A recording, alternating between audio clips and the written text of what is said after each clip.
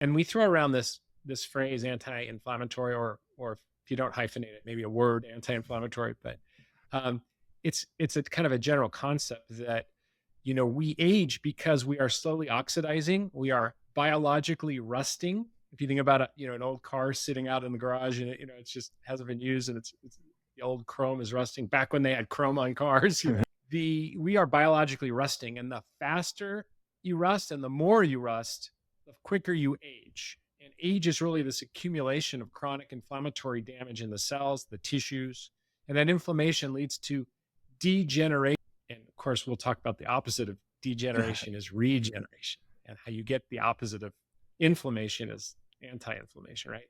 So that's the overarching thing, is we really want to slow the degradative degenerative process, the inflammatory process. And the earlier you start and the more you do, the slower you age, the slower you will develop the risk of disease formation, particularly diseases of inflammation. And frankly, most diseases, except maybe some genetic ones, although there's some overlap, are an inflammatory disease of an inflammatory nature. Yeah. Osteoarthritis, diabetes type 2, Alzheimer's disease has an inflammatory component. All the autoimmune diseases have an inflammatory component. Cardiovascular accumulation, hardening of the arteries has an inflammatory component of the plaques. I mean, all of these things can be slowed / reversed / prevented